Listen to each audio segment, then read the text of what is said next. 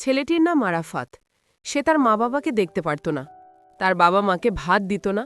বিয়ের আগে যে ছেলেটি ছিল বাবা মায়ের চোখের মণি, সে আরাফাতই বিয়ের পর হানিফার রূপেগুণে এতটাই মুগ্ধ হয়ে পড়ে যে তার পৃথিবীটা কেবল হানিফাকে কেন্দ্র করেই আবর্তিত হতে থাকে। বাবা মারা যাওয়ার পর অসহায় মা সাবিনা বেগম ছেলের সংসারে বোঝা হয়ে দাঁড়ান। আরাফাতের এই আমূল পরিবর্তনের পেছনে হানিফার নিরন্তর কুবুদ্ধি আর স্বার্থপরতার বিষবাষ্প কাজ করেছিল। হানিফা বিশ্বাস করত শাশুড়ি থাকা মানেই সংসারে অশান্তি, তাই সে আরাফাতকে প্রতিনিয়ত মায়ের বিরুদ্ধে বিষিয়ে তুলত। আরাফাত যে কিনা একসময় মায়ের সামান্য অসুখে অস্থির হয়ে পড়ত, আজ সেই মায়ের অস্তিত্বই তার কাছে অসহ্য মনে হয়। সাবিনা বেগমের দিনগুলো কাটত এক চরম অবহেলা আর অনাদরে। যে বাড়িতে তিনি তিল তিল করে ভালোবাসা জমিয়েছিলেন, সেই বাড়ি আজ তার জন্য এক নির্মম কারাগার। তার থাকার জন্য বরাদ্দ ছিল সিঁড়ির নিচে স্যাঁতসেঁতে ছোট ঘরটি, যেখানে আলো বাতাস প্রবেশের কোনো সুযোগ ছিল না। বয়সের ভারে নুয়ে পড়া শরীরে নানা রোগ বাসা বেঁধেছিল, কিন্তু ডাক্তারের কাছে নেওয়া তো দূরের কথা, তার ন্যূনতম খোঁজখবর নেওয়ারও প্রয়োজন মনে করত না আরাফাত। সে ব্যস্ত থাকত তার ব্যবসা আর হানিফার বিলাসিতা পূরণ করতে। মায়ের শীর্ণ মুখটা দেখলেই যেন তার মেজাজ বিগড়ে যেত। খাবারের সময়টা ছিল সাবিনা বেগমের জন্য সবচেয়ে অপমানজনক। ডাইনিং টেবিলে ছেলে, বউ আর নাতি নাবিল যখন নানা পদের মাছ মাংস দিয়ে তৃপ্তি সহকারে আহার করত, তখন সাবিনা বেগমের জন্য বরাদ্দ থাকত আগের দিনের বাসি ভাত আর সামান্য ডাল। মাঝে মাঝে হানিফা ইচ্ছে করেই ভাতে অতিরিক্ত লবণ মিশিয়ে দিত, অথবা তরকারিতে ঝাল বাড়িয়ে দিত, যাতে বৃদ্ধা খেতে না পারেন। সাবিনা বেগম নীরবে চোখের জল ফেলতেন আর শুকনো ভাতের গ্রাস কোনো মতে গলাধ্যকরণ করার চেষ্টা করতেন। তার মনে পড়ে যেত ছোটবেলায় আরাফাতকে নিজের হাতে খাইয়ে দেওয়ার দিনগুলোর কথা, আর আজকের এই নিষ্ঠুর বাস্তবতার সাথে মিলিয়ে তিনি দীর্ঘশ্বাস ফেলতেন। একদিন দুপুরে প্রচণ্ড জ্বরে সাবিনা বেগম বিছানা থেকে উঠতে পারছিলেন না। তৃষ্ণায় তার বুক ফেটে যাচ্ছিল। তিনি ক্ষীণ কণ্ঠে আরাফাতকে ডাকলেন একটু পানির জন্য। আরাফাত তখন অফিসে যাওয়ার জন্য তৈরি হচ্ছিল। মায়ের ডাক শুনে সে বিরক্ত মুখে ঘরে উঁকি দিল। সাবিনা বেগম কাঁপতে কাঁপতে বললেন, বাবা, একটু পানি দিবি? শরীরটা খুব খারাপ লাগছে। আরাফাত ঘুড়ির দিকে তাকিয়ে ঝাঁঝালো গলায় বলল, তোমার এই নাটক রোজ রোজ ভালো লাগে না। অফিসে দেরি হয়ে যাচ্ছে আর তুমি আছো তোমার পানি নিয়ে। হানিফাকে বলো। এই বলে সে হনহন করে বেরিয়ে গেল। হানিফা তখন রান্নাঘরে ব্যস্ত ছিল। শাশুড়ির পানির কথা শুনে সে বিড়বিড় করে বলল, মরেও না বুড়ি, শুধু শুধু জ্বালায়। সে এক গ্লাস পানি নিয়ে সাবিনা বেগমের ঘরের দরজায় দাঁড়িয়ে ধপাস করে গ্লাসটা মেঝেতে রেখে বলল, এই নাও পানি, নিজেরটা নিজে নিয়ে খেতে পারো না? আমাকে দিয়ে কি সব কাজ করাবে? সাবিনা বেগম কাপা হাতে গ্লাসটা নেওয়ার চেষ্টা করলেন, কিন্তু দুর্বলতার কারণে হাত থেকে গ্লাসটি পড়ে ভেঙে গেল এবং পানিটুকু মেঝেতে ছড়িয়ে পড়ল। চিৎকার করে উঠল, দেখেছো, ইচ্ছে করে গ্লাসটা ভাঙল। এখন এই কাঁচ আর পানি কে পরিষ্কার করবে? আমি আর পারছি না তোমার এই জ্বালাতন সহ্য করতে। সাবিনা বেগম ভাঙা গ্লাসের টুকরোগুলোর দিকে তাকিয়ে নির্বাক হয়ে রইলেন। তার চোখ দিয়ে অঝরে অস্ত্র ঝরতে লাগল। তিনি বুঝতে পারছিলেন না তার কি অপরাধ ছিল যে শেষ বয়সে তাকে এমন নির্মম পরিস্থিতির শিকার হতে হচ্ছে। তিনি তো সারা জীবন ছেলে আর সংসারের জন্যই নিজেকে উৎসর্গ করেছিলেন। তার মাতৃত্বের এই প্রতিদান কি প্রাপ্য ছিল? তার মনে হলো এই বাড়ির ইট কাঠও হয়তো তার কষ্টে কাঁদছে, শুধু তার নিজের ছেলের হৃদয়টাই পাথরের মতো কঠিন হয়ে গেছে। ছোট্ট নাবিল তখন দরজার আড়ালে দাঁড়িয়ে সব দেখছিল। তার বয়স মাত্র 7 বছর, কিন্তু এই বয়সেই সে তার দাদির প্রতি বাবা মায়েরই নিষ্ঠুর আচরণগুলো গভীরভাবে পর্যবেক্ষণ করত। সে দেখত কিভাবে তার মা দাদিকে ধমক দেয়, কিভাবে তার বাবা দাদির দিকে ফিরেও তাকায় না। এই দৃশ্যগুলো তার শিশু মনে এক গভীর প্রভাব ফেলছিল। সে হয়তো তখনও বুঝত না যে এই অবহেলার নিষ্ঠুরতার বীজ তার নিজের ভেতরেও রোপিত হচ্ছে, যা ভবিষ্যতে এক মহীরুহ আকার ধারণ করবে। সেদিন রাতে আরাফাত বাড়ি ফিরলে হানিফা ভাঙা গ্লাসের ঘটনাটি আরও রং চড়িয়ে বলল। আরাফাত কোনো কিছু বিচার না করে মায়ের ঘরে গিয়ে চিৎকার করতে লাগলো, তুমি কি চাও বলো তো? শান্তি কি আমাদের থাকতে দেবে না? সারাদিন অফিসে গাধার মতো খেটে আসি, আর বাড়িতে এসে তোমার এই ঝামেলা। যদি থাকতে না পারো তাহলে যেখানে খুশি চলে যাও, এই বাড়িতে তোমার জায়গা নেই। সাবিনা বেগম ছেলের এই রুদ্র মূর্তি দেখে ভয়ে সিটিয়ে গেলেন। তিনি কোনো কথা বললেন না, শুধু বালিশে মুখ গুজে কাঁদতে লাগলেন। তার কান্নার শব্দ আরাফাতের কানে পৌঁছাল না, কারণ তার হৃদয় তখন স্বার্থপরতার অন্ধকারে ঢেকে গিয়েছিল। সাবিনা বেগমের দিনগুলো এভাবেই কাটছিল, অশ্রু, অপমান আর অনাহারে। তার শরীর দিন দিন আরও ভেঙে পড়ছিল, চোখের দৃষ্টি ঝাপসা হয়ে আসছিল, কানেও কম শুনতেন। কিন্তু এই শারীরিক কষ্টের চেয়েও তার মনের কষ্ট ছিল বহু গুণ বেশি। তিনি ভাবতেন, যে ছেলেকে তিনি 10 মাস 10 দিন গর্ভে ধারণ করেছেন, যার জন্য তিনি নিজের সব সুখ বিসর্জন দিয়েছেন, সেই ছেলে আজটাকে পর করে দিয়েছে। তার মনে হতো তিনি যেন এই পৃথিবীতে এক অবাঞ্ছিত আগন্তুক, যার মৃত্যু হলেই সবাই হাঁপ ছেড়ে বাঁচে। একদিন সকালে সাবিনা বেগম বাথরুমে যাওয়ার সময় মাথা ঘুরে পড়ে গেলেন। তার কপালে আঘাত লেগে রক্ত পড়তে লাগল। তিনি যন্ত্রণায় কাতরাতে লাগলেন। তার গোঙানির শব্দ শুনে হানিফা বিরক্ত মুখে এগিয়ে এলো। শাশুড়িকে রক্ত মাখা অবস্থায় পড়ে থাকতে দেখে তার মনে বিন্দুমাত্র করুণার উদ্রেক হল না। উল্টো সে রাগত সারে বলল, সকালবেলাতেই কি ঝামেলা, এখন রক্ত পরিষ্কার করবে কে? তুমি কি ইচ্ছে করে এসব করো?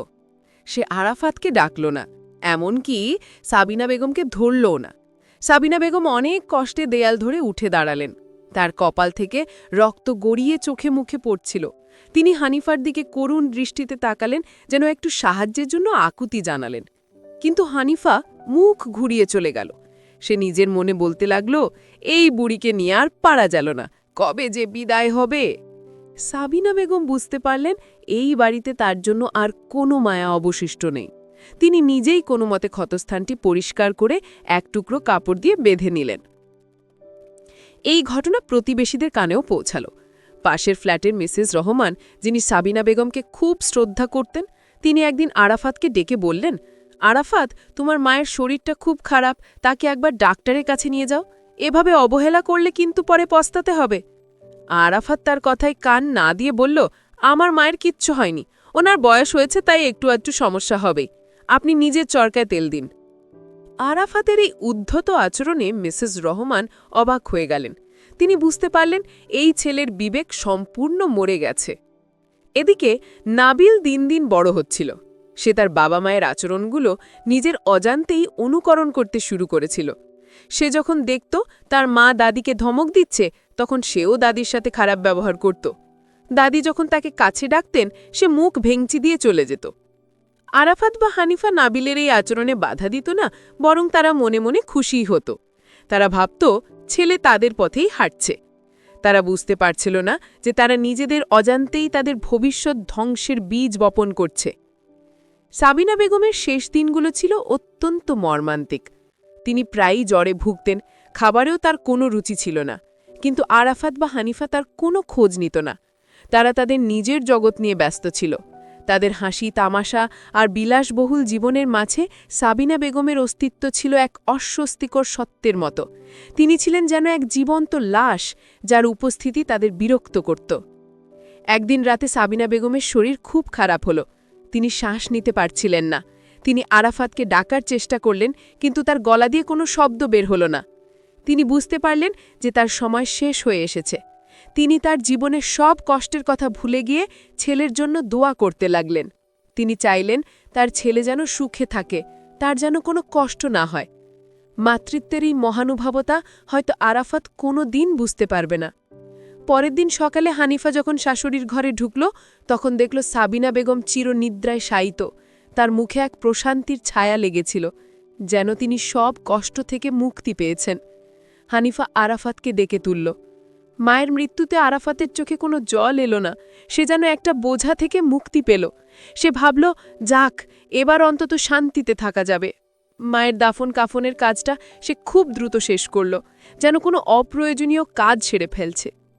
সাবিনা বেগমের মৃত্যুর পর আরাফাত এবং হানিফার জীবনে সাময়িক স্বস্তি নেমে এলেও তাদের পাপের বোঝা কিন্তু কমেনি। মায়ের মৃত্যু তাদের বিবেককে বিন্দুমাত্র নাড়া দেয়নি, বরং তারা যেন আরও বেপরোয়া হয়ে উঠল। বাড়িটা নতুন করে সাজালো, নতুন আসবাবপত্র কিনল, যেন পুরনো সব স্মৃতি মুছে ফেলতে চাইল। কিন্তু তারা ভুলে গিয়েছিল যে মানুষের কর্মফল ছায়ার মতো তাকে অনুসরণ করে। তারা যে বীজ বপন করেছিল তা অঙ্কুরিত হতে শুরু করেছিল তাদেরই ছেলে নাবিলের মধ্যে। নাবিল এখন কিশোর। সে তার বাবা মায়ের মতোই স্বার্থপর এবং উদ্ধত স্বভাবের হয়ে উঠেছিল। সে দেখত তার বাবা কিভাবে টাকার পেছনে ছুটছে, আর তার মা কিভাবে নিজের রূপচর্চা আর পার্টি নিয়ে ব্যস্ত থাকছে। তাদের দুজনের কারোই নাবিলের দিকে সঠিক নজর দেওয়ার সময় ছিল না। নাবিল যা চাইত তাই পেত। টাকা পয়সার কোনো অভাব ছিল না। এই অঢেল স্বাধীনতা আর অর্থের প্রাচুর্য তাকে বিপথে নিয়ে যাচ্ছিল। স্কুলে নাবিলের নামে প্রায়ই অভিযোগ আসত। সে শিক্ষকদের সাথে খারাপ ব্যবহার করত, সহপাঠীদের সাথে মারামারি করত। আরাফাত এসব অভিযোগকে পাত্তা দিত না। সে বলতো, আমার ছেলে একটু ডানপিটে, এতে দোষের কি আছে, বড় হলে সব ঠিক হয়ে যাবে। কিন্তু ঠিক হওয়ার কোনো লক্ষণ দেখা যাচ্ছিল না, বরং নাবিল দিন দিন আরও বেপরোয়া হয়ে উঠছিল। সে তার বাবা মায়ের সাথেও খারাপ ব্যবহার করতে শুরু করেছিল। একদিন আরাফাত অফিস থেকে ফিরে দেখল নাবিল তার ড্রয়ের থেকে টাকা নিচ্ছে। আরাফাত রেগে গিয়ে বলল, নাবিল, তুমি কি করছো? না বলে টাকা নিচ্ছ কেন? নাবিল বাবার দিকে তাকিয়ে অবজ্ঞার হাসি হাসল। সে বলল, আমার টাকার দরকার তাই নিচ্ছি। তোমার তো অনেক টাকা, আমাকে কিছু দিলে কি কমে যাবে? আরাফাতের মাথায় যেন আকাশ ভেঙে পড়ল। সে বিশ্বাস করতে পারছিল না যে তার ছেলে তার সাথে এমন কথা বলতে পারে। হানিফা ছেলেকে শাসন করার পরিবর্তে তাকে প্রশ্রয় দিত। সে বলতো, ও তো বাচ্চা মানুষ, একটু ভুল করেছে, তুমি এত রেগে যাচ্ছ কেন? হানিফার এই অন্ধ ভালোবাসা নাবিলকে আরও সাহসী করে তুলত। সে বুঝতে পেরেছিল যে এই বাড়িতে সে যা খুশি তাই করতে পারে, কেউ তাকে বাধা দেওয়ার নেই। সে তার বাবা মাকে আর সম্মান করত না, বরং তাদের দুর্বলতাগুলোকে কাজে লাগিয়ে নিজের স্বার্থ হাসিল করত। আরাফাত ধীরে ধীরে বুঝতে পারছিল যে সে তার ছেলেকে মানুষ করতে ব্যর্থ হয়েছে। সে ভাবত, কোথায় ভুল হলো? সে তো ছেলেকে কোনো কিছুর অভাব রাখেনি। কিন্তু সে ভুলে গিয়েছিল যে সন্তানকে শুধু টাকা পয়সাই দিলে হয় না, তাকে সঠিক মূল্যবোধ আর নৈতিকতাও শিক্ষা দিতে হয়। আর সবচেয়ে বড় শিক্ষা হলো বাবা মায়ের নিজের আচরণ। সন্তান বাবা মাকে দেখেই শেখে। আরাফাত তার মায়ের সাথে যে আচরণ করেছিল, নাবিল সেটাই শিখেছিল। একদিন রাতে আরাফাত ও হানিফা তাদের ভবিষ্যৎ নিয়ে কথা বলছিল। আরাফাত বলল, হানিফা, আমার মনে হয় নাবিলকে নিয়ে আমাদের একটু ভাবা দরকার। ও দিন দিন কেমন যেন হয়ে যাচ্ছে, আমাদের কথা শোনে না, নিজের মতো চলে। হানিফা বলল, তুমিই তো ওকে মাথায় তুলেছ, এখন ভুগতে হবে। তাদের এই পারস্পরিক দোষারোপের মাঝে নাবিল ঘরে ঢুকল। সে বলল, তোমরা কি নিয়ে ঝগড়া করছো? আমার টাকার দরকার, কালকে কলেজে ফাংশন আছে। আরাফাত বলল, কিন্তু তোমাকে তো পরশুদিনই টাকা দিলাম, সব শেষ হয়ে গেল। নাবিল বিরক্ত মুখে বলল, হ্যাঁ, শেষ হয়ে গেছে, তোমাদের এত কৈফিয়ত দিতে পারবো না, টাকা দেবে কিনা বলো। আরাফাতের ছেলের এই স্পর্ধা দেখে হতবাক হয়ে গেল। সে বুঝতে পারল যে তার ছেলে আর তার নিয়ন্ত্রণে নেই। সে এক অজানা আশঙ্কায় শিউরে উঠল। তার মনে পড়ে গেল তার মায়ের কথা। তিনি কি এভাবেই কষ্ট পেয়েছিলেন যখন আরাফাত তার সাথে খারাপ ব্যবহার করত? সময় কারোর জন্য অপেক্ষা করে না। দেখতে দেখতে ২৫ বছর কেটে গেল। আরাফাতের চুলে পাক ধরেছে, শরীরে বার্ধক্যের ছাপ স্পষ্ট। হানিফার রূপ লাবণ্য ম্লান হয়ে গেছে। তাদের সেই তেজ, সেই দাপট আর নেই। তারা এখন সময়ের স্রোতে গা ভাসিয়ে দেওয়া দুটি ক্লান্ত প্রাণ। নাবিল এখন পূর্ণ যুবক, প্রতিষ্ঠিত ব্যবসায়ী। সে বিয়ে করেছে তাসরিহাকে। তাসরিহা যেন হানিফারই যৌবনকালের প্রতিচ্ছবি, সুন্দরী কিন্তু অহংকারী এবং স্বার্থপর। নাবিল ও তাসরিহা আরাফাতের সেই বিশাল বাড়িতেই থাকে, কিন্তু বাড়ির পরিবেশ এখন সম্পূর্ণ ভিন্ন। এখন আর আরাফাত বা হানিফার কোনো কর্তৃত্ব নেই। সব সিদ্ধান্ত নেয় নাবিল আর তাসরিহা। আরাফাত এখন তার বাবার মতোই একজন অবসরপ্রাপ্ত বৃদ্ধ, আর হানিফা তার শাশুড়ির মতোই একজন অবহেলিত বৃদ্ধা। তাদের দিন কাটে নিজেদের ঘরে, অতীত স্মৃতি রোমন্থন করে আর বর্তমানের অবহেলাকেই সঙ্গী করে। নাবিল তার বাবাকে ব্যবসার কোনো বিষয়ে মাথা ঘামাতে দেয় না। সে বলে, বাবা, তুমি এখন বুড়ো হয়েছ, বিশ্রাম নাও, ব্যবসার ঝামেলা আমি সামলাবো। আরাফাত মনে মনে দীর্ঘশ্বাস ফেলে। সে জানে এটা ছেলের ভালোবাসা নয়, বরং ক্ষমতা কুক্ষিগত করার কৌশল। তাসরিহা হানিফাকে সংসারে কোনো কাজে হাত দিতে দেয় না। সে বলে, মা, আপনি এখন বয়স হয়েছে, আপনি বিশ্রাম নিন, আমি সব সামলে নিচ্ছি। সে বলে, মা, আপনার শরীর ভালো না, আপনি শুয়ে থাকুন, সব কাজ কাজের লোকেরা করবে। কিন্তু হানিফা জানে এটা তাকে অপমান করার এক নতুন পদ্ধতি। খাবারের টেবিলে এখন আরাফাত আর হানিফার জায়গা হয় না, তারা তাদের ঘরেই খাবার খেয়ে নেয়। নাবিল আর তাসরিহা তাদের বন্ধুদের নিয়ে পার্টি করে, উচ্চস্বরে গান বাজায়। বৃদ্ধ বাবা মায়ের ঘুমের ব্যাঘাত ঘটলেও তাদের কোনো ভ্রুক্ষেপ নেই। আরাফাত মাঝে মাঝে ছেলেকে কিছু বলতে গেলে নাবিল বিরক্ত হয়ে বলে, বাবা প্লিজ এখন ডিস্টার্ব করো না, আমার মুড অফ হয়ে যাবে। হানিফার অবস্থা আরও করুণ। যে হানিফা একসময় তার শাশুড়িকে এক গ্লাস পানি দিতেও কুণ্ঠাবোধ করত, আজ সে নিজেই এক গ্লাস পানির জন্য ছেলের বউয়ের মুখের দিকে তাকিয়ে থাকে। তাসরিহা শাশুড়ির সাথে কথা বলার প্রয়োজন মনে করে না, সে তার নিজের জগৎ নিয়েই ব্যস্ত। হানিফার মনে পড়ে যায় সেই দিনটির কথা, যেদিন সে তার শাশুড়িকে ভাঙা গ্লাসের জন্য অপমান করেছিল। আজ সে বুঝতে পারছে সেই অপমানের জ্বালা কতটা তীব্র। একদিন আরাফাত অসুস্থ হয়ে পড়ল। তার বুকে প্রচণ্ড ব্যথা হচ্ছিল। সে হানিফাকে বলল নাবিলকে ডাকতে। হানিফা কাঁপতে কাঁপতে নাবিলের ঘরে গেল। নাবিল তখন ল্যাপটপে কাজ করছিল। হানিফা বলল, বাবা, তোমার বাবার শরীরটা খুব খারাপ, বুকে ব্যথা হচ্ছে, একটু ডাক্তারের কাছে নিয়ে যাবে? নাবিল ল্যাপটপ থেকে চোখ না সরিয়েই বলল, এখন আমার অনেক কাজ, বাবাকে বলো একটু রেস্ট নিতে, ঠিক হয়ে যাবে। আর যদি বেশি সমস্যা হয় তাহলে ড্রাইভারকে বলো ডাক্তারের কাছে নিয়ে যেতে। হানিফা ছেলের এই নির্লিপ্ত আচরণে স্তম্ভিত হয়ে গেল। সে ভাবতেই পারছিল না যে তার ছেলে এতটা নিষ্ঠুর হতে পারে। সে ফিরে এসে আরাফাতকে সব বলল। আরাফাতের চোখ দিয়ে পানি পড়তে লাগল। সে বুঝতে পারল এটাই তার কর্মফল। সে তার মাকে যেভাবে অবহেলা করেছিল, আজ তার ছেলে তাকে ঠিক সেভাবেই অবহেলা করছে। আরাফাতের অসুস্থতা বাড়তে লাগল। তাকে হাসপাতালে ভর্তি করা হলো। ডাক্তার জানালেন তার হার্টে ব্লক ধরা পড়েছে, দ্রুত অপারেশন করতে হবে। নাবিল হাসপাতালে এলো, কিন্তু তার মধ্যে কোনো উদ্বেগ দেখা গেল না। সে ডাক্তারের সাথে কথা বলল, টাকার ব্যবস্থাও করল, কিন্তু বাবার পাশে বসে তাকে সান্ত্বনা দেওয়ার প্রয়োজন মনে করল না। তাসরিহা তো হাসপাতালেই এলো না। সে বলল তার নাকি মাইগ্রেনের ব্যথা। হাসপাতালের বিছানায় শুয়ে আরাফাত তার জীবনের হিসেব মেলাতে চেষ্টা করত। তার চোখের সামনে ভেসে উঠত তার মায়ের সেই করুণ মুখ। তিনি কত কষ্ট পেয়েছিলেন, কত রাত না খেয়ে কাটিয়েছিলেন, কত অপমান সহ্য করেছিলেন, সব আজ আরাফাতের মনে পড়ে যাচ্ছিল।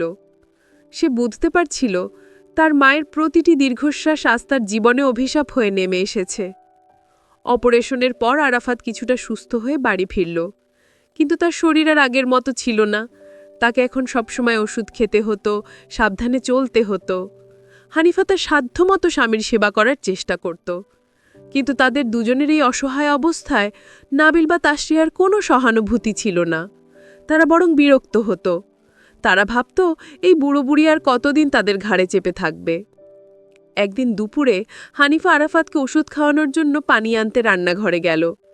সেখানে তাসরিহা তার বান্ধবীদের সাথে ফোনে গল্প করছিল। হানিফা পানি নিতে গেলে তাসরিহা বিরক্ত মুখে বলল, মা, আপনি কি একটু পরে আসতে পারেন না? আমি একটা ইম্পর্ট্যান্ট কথা বলছি। হানিফা অপমানিত বোধ করল, কিন্তু কিছু বলল না। সে চুপচাপ দাঁড়িয়ে রইল। তাসরিহার কথা শেষ হলে সে হানিফার দিকে তাকিয়ে বলল, আপনারা কি চান বলুন তো? সারাদিন শুধু এটা দাও ওটা দাও, আমাদের কি কোনো প্রাইভেসি নেই? আপনাদের জন্য আমাদের জীবনটা অতিষ্ঠ হয়ে উঠেছে। হানিফা কেঁদে ফেলল। সে বলল, মা, আমরা তো তোমাদের কাছে বেশি কিছু চাই না, শুধু একটু শান্তিতে থাকতে চাই। তাসরিহা ব্যঙ্গ করে বলল, শান্তি? আপনারা তো আমাদের শান্তি হারাম করে দিয়েছেন। এই ঘটনা আরাফাতের কানেও পৌঁছল। সে ছেলেকে ডেকে বলল, নাবিল, তোমার বউ তোমার মায়ের সাথে এভাবে কথা বলে কেন? আমরা কি তোমাদের এতটাই বোঝা হয়ে গেছি? নাবিল বাবার দিকে তাকিয়ে ঠান্ডা গলায় বলল, বাবা, তাসরিহা তো ভুল কিছু বলেনি। তোমরা আসলেই আমাদের জন্য একটা বোঝা হয়ে দাঁড়িয়েছ। তোমাদের বয়স হয়েছে, এখন তোমাদের উচিত কোনো বৃদ্ধাশ্রমে চলে যাওয়া। সেখানে তোমরা ভালো থাকবে আর আমরাও একটু শান্তিতে থাকতে পারবো। ছেলের মুখে বৃদ্ধাশ্রমের কথা শুনে আরাফাতের মাথায় আকাশ ভেঙে পড়ল। সে বিশ্বাসই করতে পারছিল না যে তার নিজের ছেলে তাকে বাড়ি থেকে বের করে দিতে চাইছে। যে বাড়ি সে তিল তিল করে গড়ে তুলেছিল, সেই বাড়ি আজ তার জন্য পর হয়ে গেছে। সে চিৎকার করে বলল, তুই আমাকে বৃদ্ধাশ্রমে পাঠাবি? এই তোর শিক্ষা? এই তোর মনুষ্যত্ব? নাবিল বলল, বাবা, উত্তেজিত হও না, প্র্যাকটিক্যালি চিন্তা করো। তোমাদের দেখাশোনা করার সময় আমাদের নেই। আমরা আমাদের কেরিয়ার, আমাদের ভবিষ্যৎ নিয়ে ব্যস্ত। বৃদ্ধাশ্রমে তোমরা সেবা যত্ন পাবে, তোমাদের মতো আরও অনেকের সাথে সময় কাটাতে পারবে। এটাই তোমাদের জন্য বেস্ট অপশন। আরাফাত বুঝতে পারল ছেলের সাথে তর্ক করে কোনো লাভ নেই। তার হৃদয়টা ভেঙে চুরমার হয়ে গেল। সে তার মায়ের কথা ভাবল। তার মা তো কখনো তাকে ছেড়ে যাবার কথা ভাবেননি। শত কষ্টের মাঝেও তিনি ছেলেকে আঁকড়ে ধরেছিলেন। আর আজ তার ছেলে তাকে সামান্য সুবিধার জন্য ছুঁড়ে ফেলে দিতে চাইছে। আরাফাত এবং হানিফার জীবন এখন এক বিভীষিকাময় বাস্তবতার মুখোমুখি। তাদের নিজেদের তৈরি করা সেই বিলাসবহুল বাড়িটি আজ তাদের কাছে এক অপরিচিত স্থান। নাবিল তার সিদ্ধান্ত জানিয়ে দিয়েছে, আগামী মাসেই তাদের বৃদ্ধাশ্রমে চলে যেতে হবে। এই সিদ্ধান্ত শোনার পর থেকে হানিফা শুধু কাঁদছে। সে কিছুতেই মেনে নিতে পারছে না যে তার শেষ বয়সটা কাটবে বৃদ্ধাশ্রমে, পরিবারের সবার থেকে দূরে। আরাফাত এখন অনেকটা চুপচাপ হয়ে গেছে। সে কারো সাথে কথা বলে না, শুধু জানালার ধারে বসে বাইরের দিকে তাকিয়ে থাকে। তার মনে পড়ে যায় সেই দিনগুলোর কথা, যখন সে তার মাকে অবহেলা করত, যখন সে তার মায়ের চোখের জল দেখত না। আজ সে সেই একই পরিস্থিতিতে দাঁড়িয়ে আছে। তার মনে হয় প্রকৃতি খুব নির্মমভাবে তার প্রতিশোধ নিচ্ছে। একদিন বিকেলে নাবিল তাদের ঘরে এলো। তার হাতে কিছু কাগজপত্র। সে বলল, বাবা, এগুলো বৃদ্ধাশ্রমের কাগজপত্র, তোমাদের এখানে সই করতে হবে। আরাফাত কাগজগুলোর দিকে তাকিয়ে রইল। তার হাত কাঁপছিল। সে কলমটা হাতে নিল, কিন্তু সই করতে পারল না। তার মনে হলো সে যেন নিজের মৃত্যুদণ্ডে সই করছে। নাবিল বিরক্ত হয়ে বলল, বাবা, তাড়াতাড়ি করো, আমার সময় নেই। আরাফাত ছেলের মুখের দিকে তাকালো। সেই মুখে কোনো মায়া নেই, কোনো মমতা নেই, শুধু এক কঠিন কাঠিন্য। আরাফাত দীর্ঘশ্বাস ফেলে কাপা হাতে সই করে দিল। হানিফাও কাঁদতে কাঁদতে সই করল। তাদের মনে হলো তাদের জীবনের সব অর্জন আজ ব্যর্থ হয়ে গেছে। বৃদ্ধাশ্রমে যাবার দিনটি ছিল তাদের জীবনের সবচেয়ে কষ্টের দিন। তারা তাদের প্রিয় বাড়ি, তাদের স্মৃতি বিজড়িত সব কিছু ছেড়ে চলে যাচ্ছিল। নাবিল তাদের গাড়িতে তুলে দিল, কিন্তু নিজে তাদের সাথে গেল না। সে বলল তার একটা জরুরি মিটিং আছে, ড্রাইভার তাদের বৃদ্ধাশ্রমে পৌঁছে দিয়ে আসবে। গাড়ি যখন চলতে শুরু করল, হানিফা জানালার কাঁচ দিয়ে পেছনের দিকে তাকিয়ে রইল। তার চোখ দিয়ে অশ্রু গড়িয়ে পড়ছিল। আরাফাত তার হাতটা শক্ত করে ধরে রাখল। তাদের দুজনের মনেই তখন এক গভীর শূন্যতা। তারা বুঝতে পারছিল তাদের কর্মের ফল আজ তাদের ভোগ করতে হচ্ছে। তারা যে বীজ বপন করেছিল, তার ফসল আজ তারা ঘরে তুলছে। বৃদ্ধাশ্রমের পরিবেশ ছিল সম্পূর্ণ ভিন্ন। সেখানে তাদের মতো আরও অনেক বৃদ্ধ-বৃদ্ধা ছিলেন, যারা তাদের পরিবারের কাছে বোঝা হয়ে গিয়েছিলেন। তাদের সবার চোখে ছিল এক গভীর বেদনা, এক অব্যক্ত কষ্ট।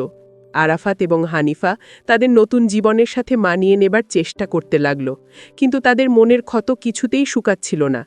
তারা প্রায়ই তাদের অতীত নিয়ে ভাবত। তারা যদি তাদের মায়ের সাথে ভালো ব্যবহার করত, তাহলে হয়তো আজ তাদের এই দিন দেখতে হতো না।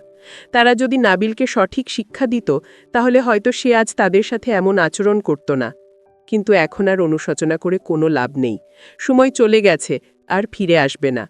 বৃদ্ধাশ্রমে দিনগুলো খুব ধীর গতিতে কাটছিল। আরাফাত এবং হানিফা তাদের একঘেয়ে জীবনে অভ্যস্ত হয়ে উঠছিল।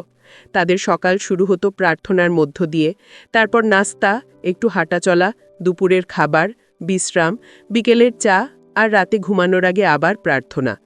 তাদের জীবনের সেই জৌলুস, সেই ব্যস্ততা আর নেই। আছে শুধু এক গভীর নীরবতা আর স্মৃতির ভার।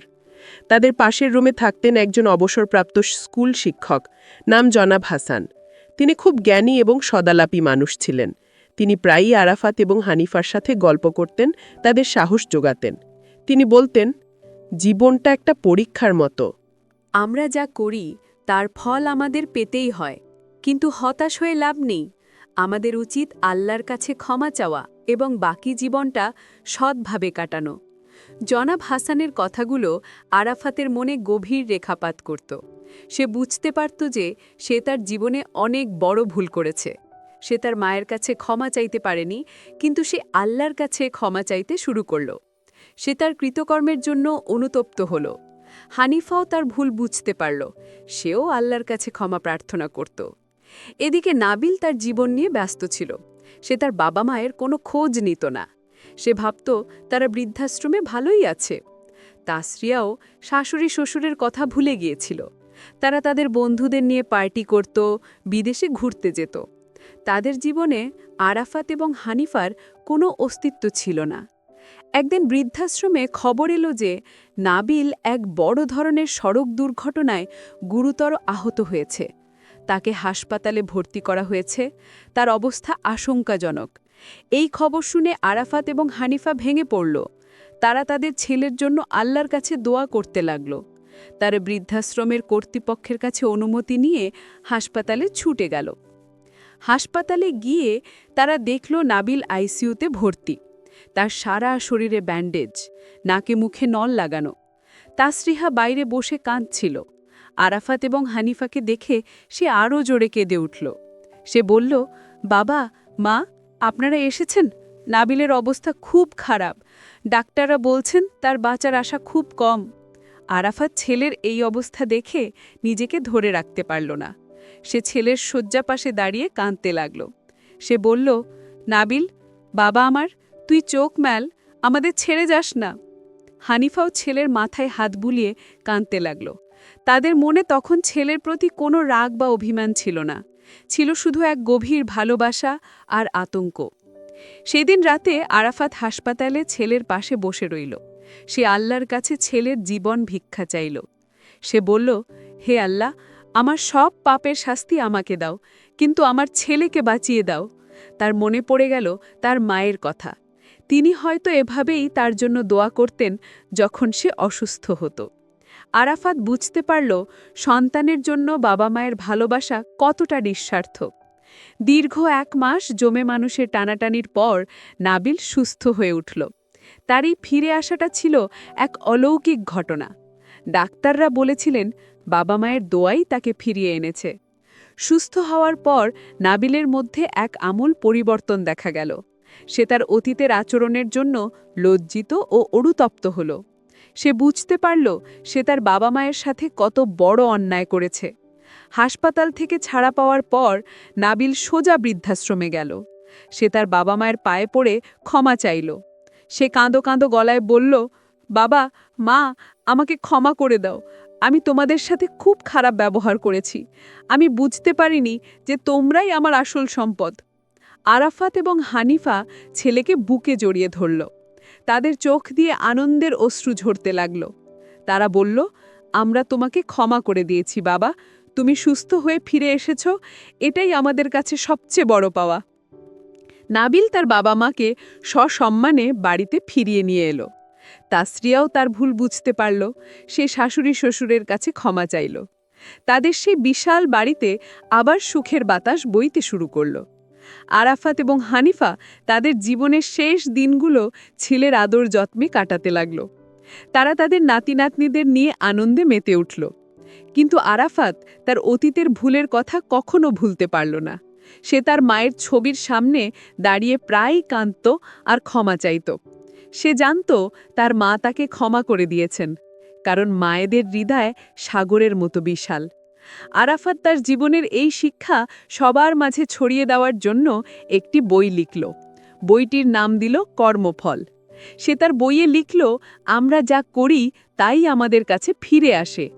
আমরা যদি ভালো কাজ করি তাহলে ভালো ফল পাব, আর যদি খারাপ কাজ করি তাহলে খারাপ ফল পাব। এটাই প্রকৃতির নিয়ম, এটাই কর্মফল। একদিন আরাফাত তার নাতি নাতনিদের গল্প শোনাচ্ছিল। সে বলল, জানো দাদু ভাই, আমি যখন ছোট ছিলাম তখন আমার মাকে খুব কষ্ট দিয়েছি। আমি তাকে খেতে দিতাম না, তার সাথে কথা বলতাম না, কিন্তু আমার মা আমাকে খুব ভালোবাসতেন। তিনি আমার সব অন্যায় সহ্য করতেন। বাচ্চারা অবাক হয়ে জিজ্ঞেস করল, কেন দাদু, তুমি কেন দাদিমাকে কষ্ট দিতে? আরাফাত বলল, কারণ আমি তখন অবুঝ ছিলাম। আমি বুঝতে পারিনি যে মা বাবা কত বড় সম্পদ। কিন্তু যখন আমি নিজে বাবা হলাম, যখন আমার নিজের ছেলে আমার সাথে খারাপ ব্যবহার করল, তখন আমি বুঝতে পারলাম আমার মায়ের কষ্টটা।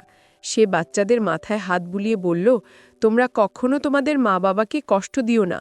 তাদের সবসময় শ্রদ্ধা করবে, ভালোবাসবে, কারণ মা বাবার দোয়াই তোমাদের জীবনের সবচেয়ে বড় রক্ষা কবচ।